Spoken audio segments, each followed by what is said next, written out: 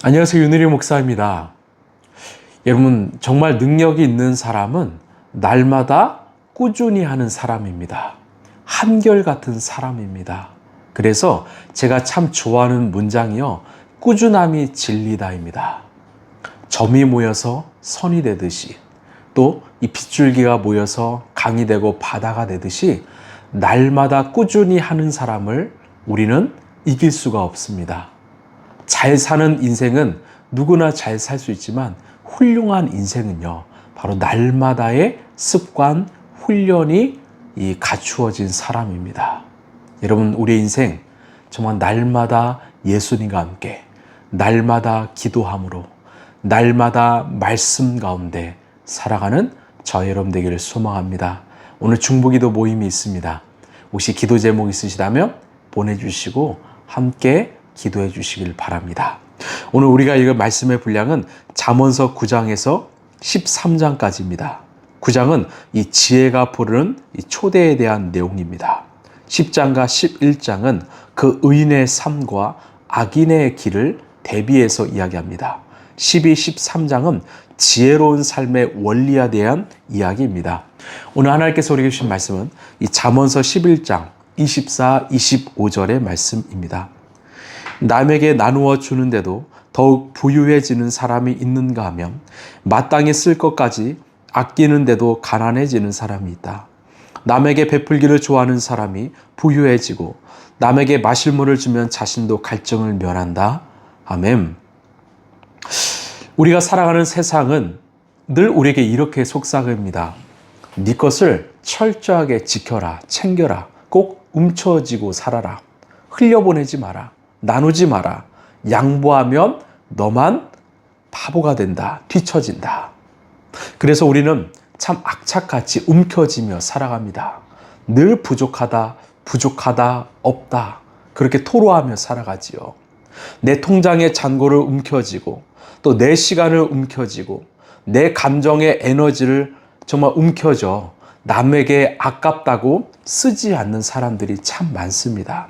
그런데 그렇게 내 것만 챙기고 움켜쥐고 살아가면 정말 내 영혼이 부유해지고 촉촉해질까요? 아닙니다. 이상하게도 움켜쥐면 움켜질수록 내 마음은 삭막해지고 인간 관계는 건조해지며 삶은 더 팍팍해지는 것을 경험하게 됩니다.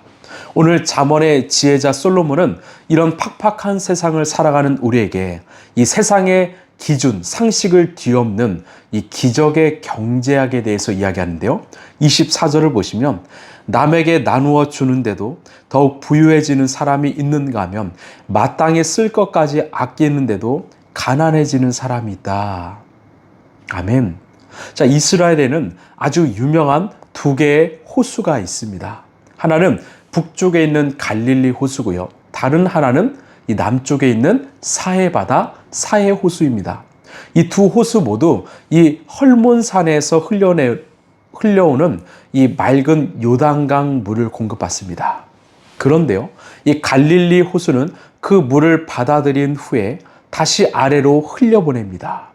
이 물이 끊임없이 돌고 돌기 때문에 그곳에는 이 수많은 물고기가 살고요, 생명이 넘칩니다. 반면에 이 사해 바다 호수는요, 지형이 낮아서 물을 받기만 할 뿐 흘려보내지 않습니다. 꽉 쥐고 내놓지 않는 결과가 무엇일까요?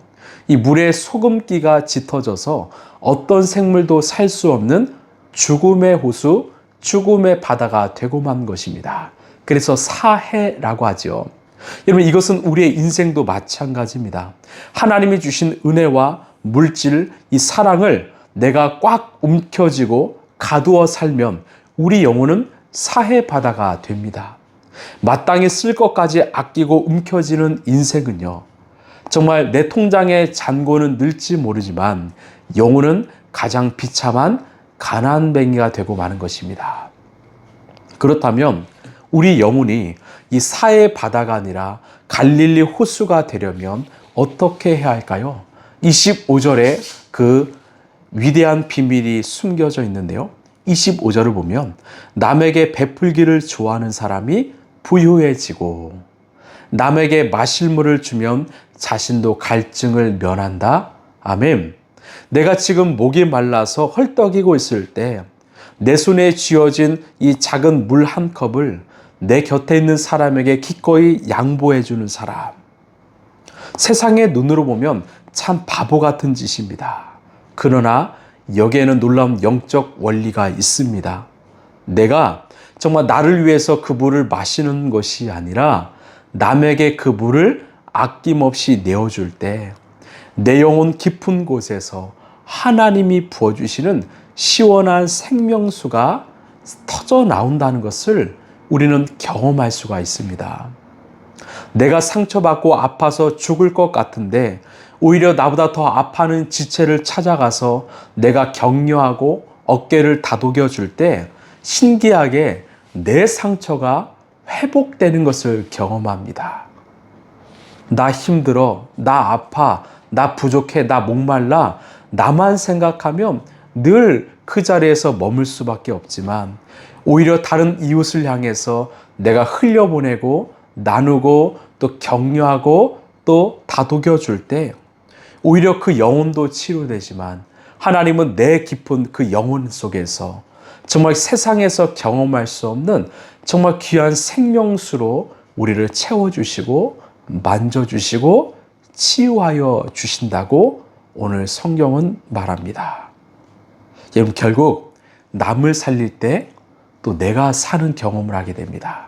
저는 이것이 바로 그 누가복음에 등장하는 이 선한 사마리아 비유라고 생각합니다.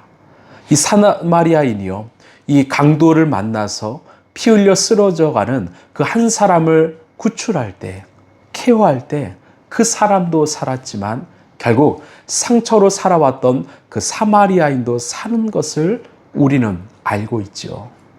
결국 내 상처만 치유하기 바쁜 사람은요, 늘 그렇게 머물 수밖에 없지만 남을 위해서 내 삶을 내어주고 내 시간과 물질과 마음을 내어주는 사람은요, 그 영혼에 하나님이 주시는 그 아주 귀중한 것들이 채워지게 된다는 것입니다.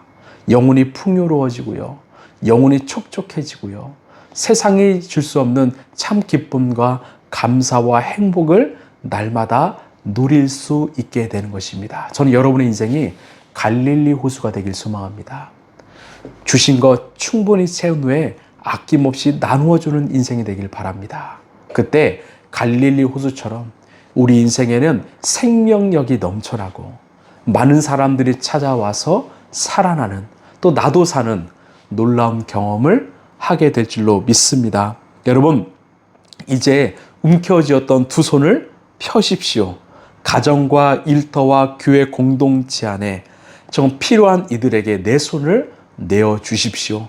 내 입술을 통해서, 또 내 삶을 통해서 정말 따뜻한 말 한마디, 따뜻한 커피 한 잔, 또 진심 어린 기도로 남을 윤택하게 해주십시오.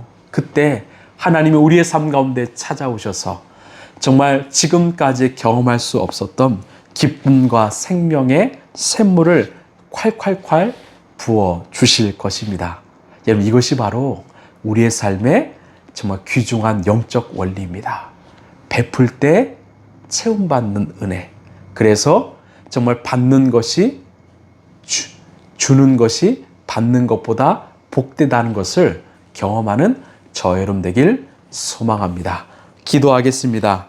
하나님, 내가 목마르지만 그 물을 남에게 나누어 줄 때 오히려 하나님께서는 우리 영혼 깊은 곳에서 정말 마르지 않은 생명수를 부어주실 거라고 오늘 주님께서는 말씀하셨습니다. 정말 남에게 베풀기를 좋아하는 사람은 부유해지고 남에게 마실 물을 주면 자신도 갈증을 면한다고 말씀하셨습니다.